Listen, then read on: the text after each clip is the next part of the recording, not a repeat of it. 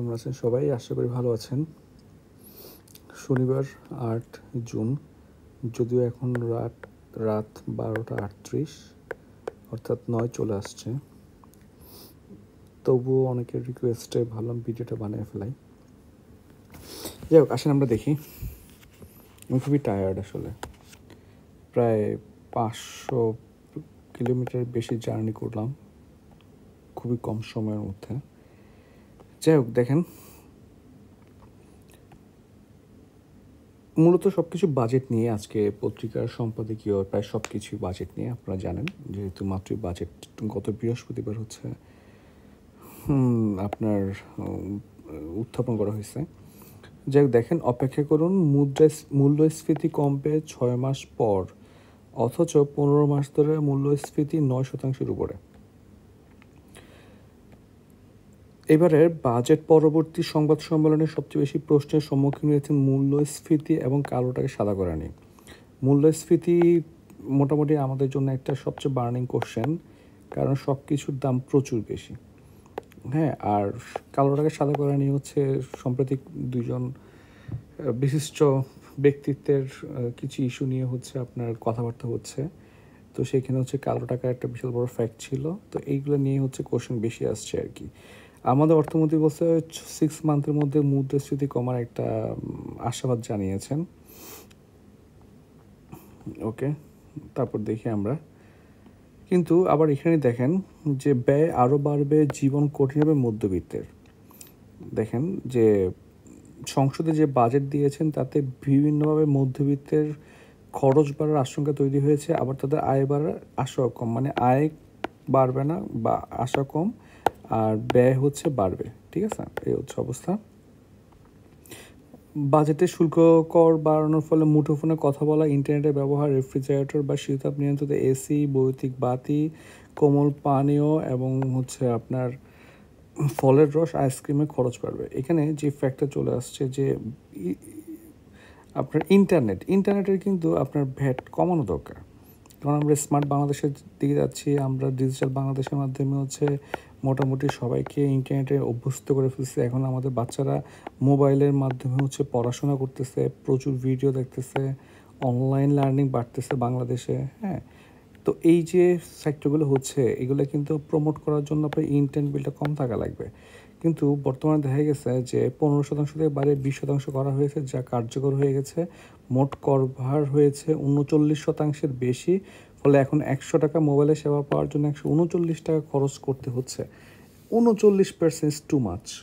ঠিক আছে, অল্প একটু একটু হবে, বাট 39 টাকা কিন্তু মানে 100 টাকার জন্য হয়তো আমি 115 টাকা বা 10 টাকা ভরতে পারি, কিন্তু 139 টাকা কিন্তু মানে প্রায় 140 টাকা ভরাটা কিন্তু আমার জন্য অ্যাক্সেস মনে হচ্ছে আর কি। মানে আমার জন্য পার্সোনালি আমার খরচ বেশি মনে হচ্ছে আমার জন্য। ইন্টারনেট ভিত্তিক যোগাযোগ মাধ্যমে ব্যবহার করে শিক্ষার্থীরাও, হ্যাঁ, এইসব ব্যাপারে কিন্তু আমাদেরকে আসলে না হলে ভালোই তো আর কি। দেখেন, খেলাপি ঋণ মোটরতাজাকরণ কর্মসূচির সাফল্য অভিনন্দন, এটা স্যাটারিস্টিক একটা টাইটেল। শওকত হোসেন, ঢাকা, তিনি বলেছেন যে বর্তমান আগামী অর্থবছর 24-25 অর্থবছরে বাজেটের মূল্য সংযোজন কর বা ভ্যাট আদায়ের লক্ষ্যমাত্রা ঠিক করা হয়েছে 1,82,783 কোটি টাকা। আর ব্যাংক খাতে খেলাপি ঋণের পরিমাণ হচ্ছে 1,82,295 কোটি টাকা, প্রায় সেম। তবে এটাই খেলাপি ঋণের পুরো চিত্র নয়, লুকানো খেলাপি ঋণ বরং এর চেয়ে অনেক বেশি। অবলোপন, আদালত স্থগিতাদেশ, বিশেষ নির্দেশিত হিসেবে থাকা অর্থ ধরলে হচ্ছে ব্যাংক খাতে খেলাপি ঋণের পরিমাণ হচ্ছে 4 থেকে 5 লাখ কোটি টাকা। ঠিক আছে, এটা কিন্তু আমাদের যার আয়, আমাদের বাজেটের বর্তমান আয় ধরা হয়েছে 4,80,000 কোটি টাকা, তার চেয়ে বেশি। অর্থাৎ যা আমাদের আয়ে আসবে তার চেয়ে বেশি হচ্ছে ব্যাড লোনে চলে গেছে।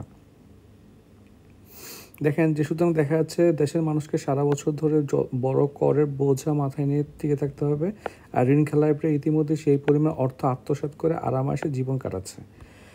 এই হচ্ছে অবস্থা। যাই হোক, আমরা পরবর্তী দেখি। এই না, আরেকটা ইনফরমেশন আছে যে সিডিপি, ঠিক আছে, সিপিডি বলছে বাজেটে পদক্ষেপে মূল্যস্ফীতি কমবে না।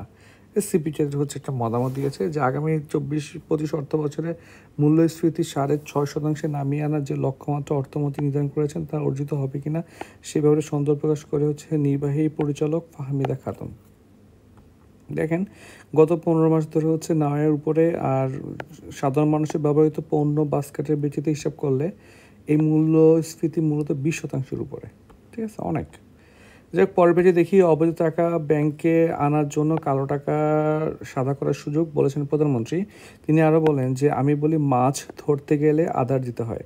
আদার মানে তো জানেন খাবার আর কি, আর সেরকম একটা ব্যবস্থা এটা আসলে আগেও হয়েছে। ওকে, যাই হোক প্রধানমন্ত্রী বলেন সবচেয়ে বড় চ্যালেঞ্জ হচ্ছে মূল্যস্ফীতি নিয়ন্ত্রণ রাখা, বিশেষ করে খাদ্যমূল্য। সো প্রধানমন্ত্রী এটি নিয়ে অবগত আছেন। এবার মূল্যস্ফীতির বিষয়টি প্রধানমন্ত্রীর কাছে তুললেন আমেরিকান নেতারা। তারপরে হচ্ছে ধরেন হচ্ছে গভর্নর মুখ বন্ধ বাজেট উত্তর সংবাদ সম্মেলনে। এটা হচ্ছে আপনার ওই জানেন যে বাংলাদেশ ব্যাংকে ঢোকার ক্ষেত্রে কিছু নিষেধাজ্ঞা দিয়েছে, এই জন্য হচ্ছে আপনার যারা জার্নালিস্ট আছে তারা হচ্ছে বাংলাদেশ ব্যাংকের কোনো নিউজ কাভার করবে না বলে ঘোষণা দিয়েছে।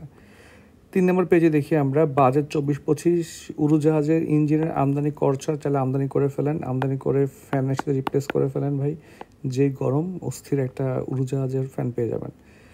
যাই হোক লন্ড্রিতে মানা, কিনুন ওয়াশিং মেশিন কিনলে খরচ কম পড়বে, কিন্তু আপনি লন্ড্রি কাউকে দিয়ে করান দোকানে করান তখন হচ্ছে ভ্যাট 10% বেড়ে গেছে। রিটার্ন জমা দেওয়ার এক মাসের বেশি বাড়াতে পারবে না এনবিআর, অর্থাৎ আগে রিটার্ন জমা দেওয়ার জন্য এনবিআর 1 মাসের চেয়ে বেশি টাইম বাড়াতো, এখন এটা 1 মাস ফিক্সড করে দিচ্ছে। সিটি কর্পোরেশনের 26টা খালকে নোট করে রাখতে পারেন। জলাবদ্ধতা নিরসনে 26টা খাল ব্যবস্থাপনার দায়িত্ব ওয়াসার কাছ থেকে সিটি কর্পোরেশন হস্তান্তর করে ফেলেছে আর কি, ঠিক আছে।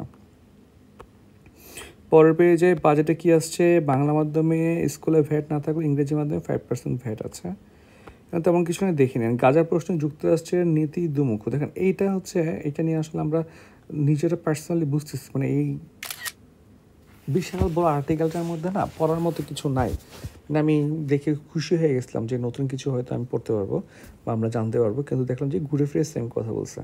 এখানে আছে কি দেখেন যে একদিকে হচ্ছে ইসরায়েলকে ধমক দিচ্ছে যে হামলা বন্ধ করো বাইডেন, আবার অস্ত্র দিচ্ছে, এইটা নিয়ে পুরা আপনার ভিডিওটা মানে পুরা ইয়াটা শেষ করে ফেলছে, কন্টেন্টটা আমার খুব একটা ভালো লাগে না, কাজও আসবে না, তাও পড়তে পারেন আর কি।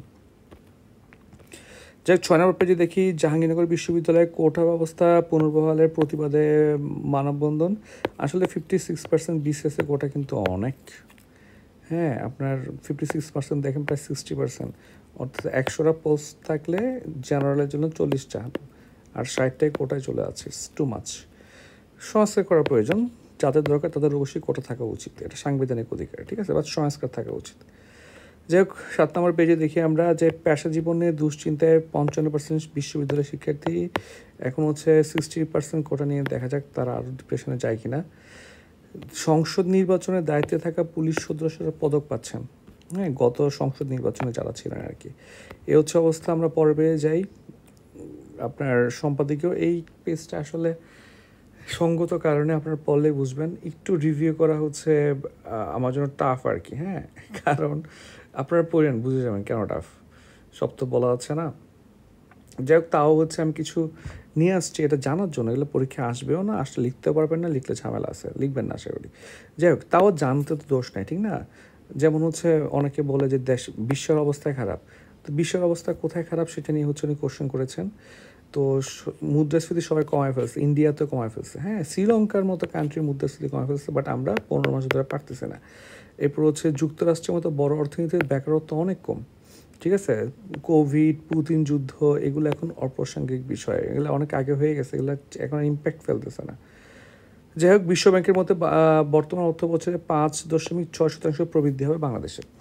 সংকোচনমূলক বাজেটের সদিচ্ছা থাকলে 2025 সাল অর্থ বছরের জন্য 6.7 প্রবৃদ্ধির লক্ষ্যমাত্রা অর্থমন্ত্রী গ্রহণ করতো না, বড় জোর 4-5% রাখতো, এতে জনগণের মধ্যে হইচই শুরু হতো না যতটা না মূল্যস্ফীতি নিয়ে হচ্ছে। আসলে সব কিছুর দাম বেড়ে গেছে, দেখেন এই যে এই পোর্শনটা কিন্তু ট্রু, বাজেট হয়েছে মানে জিনিসপত্রের দাম বাড়বে, এইটা কিন্তু একটা ম্যান্ডেটরি ব্যাপার হয়ে গেছে। বাজেট হচ্ছে, বাজেট আয় করে সবাই কাজ করে, এটা করে ওটা করে, ঠিক আছে। এই যে বাজেট হলে দাম বাড়তেছে এইটা কিন্তু সুন্দর না, বাজেটের দাম কমানোরও সুযোগ থাকা লাগবে আর কি, ঠিক আছে। এটা নিয়ে উনি বলেছেন আর কি, ওর নামটা খুব সুন্দর, বিরুক্ষ পাল, নামটা আমার খুব ভালো লাগছে। দেখেন সর্বব্যাপ্ত দুর্নীতির কারণে 1 টাকার ঘোড়া 3 টাকার দানা খায়, ব্যাপারটা বুঝতেন, ঘোড়ার দামই হচ্ছে 1 টাকার, সে দানা কাটে 3 টাকা, অথচ 3 টাকাতে আপনি 3টা ঘোড়া কিনতে পারতেন আর কি, ঠিক আছে। মাইল প্রতি নির্মাণ খরচ ব্যয় বিশ্বের সর্বোচ্চ, বাংলাদেশের সেতু নির্মাণ খরচ মানে এক একটি বিশ্ব রেকর্ড। তাহলে এই ধরনের ইস্যুগুলো আমরা ট্যাকেল দিতে পারতেছি না। এছাড়া হচ্ছে আমাদের বিদেশি ঋণ গ্রহণ বেড়ে যাবে শতকরা 20 ভাগ, গত 5 বছরে সেটা $100 বিলিয়ন পৌঁছাইছে আর কি, ঠিক আছে। পুরো নিয়ে আর কি, বাকিটা আপনি বুঝতে পারবেন। জোসেফ না, উনি হচ্ছে সফট পাওয়ারের নিয়ে অনেক একটা বইও লিখছে। তো ইউক্রেন যুদ্ধ থেকে যা শেখার ছিল, যা শেখার আছে, তো উনি কিছু জিনিস নোট ডাউন করছে যেটা আমাদের শেখার দরকার, তো আমরা একটু শিখি আর কি, ঠিক আছে। দেখেন, পুরনো অস্ত্র এবং নতুন অস্ত্র একে অপরের পুরোপুরো, কোনোটা ছাড়াই কোনোটা কী করতে পারবে না, সার্ভাইভ করতে পারবে না। এটা কিন্তু আপনি খুব ইম্পর্ট্যান্ট, এই পোর্শনটা বিসিএস রিটেনের জন্য অনেক ইম্পর্ট্যান্ট। মনোযোগ দিয়ে দেখেন যে উনি বলছে এই যুদ্ধ থেকে আমরা কী শিখতে পারি, ঠিক আছে। যে কিয়েভ রক্ষায় ট্যাঙ্ক বিধ্বংসী অস্ত্রের প্রাথমিক সাফল্যের পর আধুনিক যুদ্ধে ট্যাঙ্ক যুগে সমাপ্ত হয়েছে বলে অনেকে মন্তব্য করেছেন। এই সময় আমি সঠিকভাবে সতর্ক করেছিলাম, ট্যাঙ্ক যুদ্ধের সমাপ্তি হয়েছে বলে যে ঘোষণা অপরিপক্ক প্রমাণিত হতে পারে। আসলে সেটাই হয়েছে, যে এখনও কিন্তু প্রচুর ট্যাঙ্ক লাগতেছে, ইউজ হচ্ছে, ট্যাঙ্কটা খুবই ইম্পর্ট্যান্ট। যাই হোক, দ্বিতীয় পার্ট হচ্ছে সেটি হলো পারমাণবিক অস্ত্র শত্রুদের ঠেকিয়ে রাখতে কাজ করে। পুতিনের পারমাণবিক অস্ত্রের ব্যবহারের হুমকি ন্যাটোকে ইউক্রেনে সেনা পাঠাতে বাধা দিয়েছে, এটা একটা সেকেন্ড। তারপরে হচ্ছে আপনার এখানে দেখেন যে আরেকটু আছে সেকেন্ডে, সেটা হচ্ছে পাশাপাশি পুতিনকে ন্যাটোভুক্ত দেশগুলোতে হামলা চালানো থেকে পশ্চিমারা ঠিকই বিরত রাখতে পারছে, পুতিন কিন্তু এটা স্প্রেড আউট করতে পারে নাই, ঠিক আছে। যাই হোক, এরপরে দেখেন 3 নম্বরে দেখি, অর্থনৈতিকভাবে পারস্পরিক নির্ভরশীলতা যুদ্ধ এড়ানোর নিশ্চয়তা দিতে পারে না। যেমন রাশিয়ার সাথে ইউরোপের কিন্তু ভালো একটা ব্যবসা ছিল, কিন্তু ওই ব্যবসায়িক সম্পর্কে কিন্তু যুদ্ধটাকে কী করতে পারে না, অফ করতে পারে না, ঠিক আছে। এটা তারপরে হচ্ছে আপনার 4 হচ্ছে যে শুধুমাত্র স্যাংশন দিলেই স্বল্প মেয়াদে ভালো কোনো ফল পাওয়া যায় না, বরং খরচের হিসাব লম্বা হতে থাকে। রাশিয়াকে স্যাংশন দেওয়ার পর রাশিয়ার কাছ থেকে হচ্ছে সস্তায় জ্বালানি কিনছে ভারত এবং চীন, বরং রাশিয়া থেকে তেল কিনতে না পারে ইউরোপে অনেক দেশ অস্থিরতার সৃষ্টি হয়ে গেছে, ঠিক আছে। 5ম, তথ্য যুদ্ধের ইম্পর্টেন্স। 6 হচ্ছে আপনার যুদ্ধে মনস্তাত্ত্বিক প্রভাব বিস্তারের জন্য সফট পাওয়ারের প্রয়োজন, যে সফট পাওয়ার বলছিলাম, একটি বই লিখছিল, ঠিক আছে, ওই সফট পাওয়ারের প্রয়োজন। 7ম হচ্ছে আধুনিক যুদ্ধে সাইবার সক্ষমতা বুলেটের চেয়ে কম গুরুত্বপূর্ণ নয়, মেলে ইনফরমেশন। এই যে ওয়াশিংটন পোস্ট পুরো ফালতু উল্টা পাল্টা নিউজ করে, ওরা একটা নিউজ করে যে ইউক্রেন জিতে যাচ্ছে, আবার নিউজ করে হচ্ছে রাশিয়া ইউক্রেন ধ্বংস করে ফেলতেছে। তাহলে ধ্বংস করে ফেলে জিতলে কেমনে ভাই? এ হচ্ছে ওদের অবস্থা। পড়াশোনার পেজ আমাদের প্রয়োজন নেই, নিজের পড়া পড়েন। ছুটির দিন আমাদের প্রয়োজন নেই, জীবনে ছুটি নাই, ঠিক আছে। এরপরে হচ্ছে আপনার ছুটির দিনটাও আমাদের প্রয়োজন নাই। আন্তর্জাতিক দেখি আমরা যুদ্ধের জন্য প্রস্তুত থাকার আহ্বান জানিয়েছে জার্মানির প্রতিরক্ষা মন্ত্রী, হ্যাঁ। তারপরে হচ্ছে আপনার ওকে প্রস্তাবে সীমাবদ্ধ যুদ্ধবিরতি, বাইডেন যে যুদ্ধবিরতি দিচ্ছে ওটা আসলে কেউ মানতেছে না, মানে হামাস মানতে যাচ্ছে কিন্তু ইসরায়েল মানতে যাচ্ছে না, শুধু প্রস্তাবে এটা কি আটকে আছে, এখানে তেমন কিছু নাই।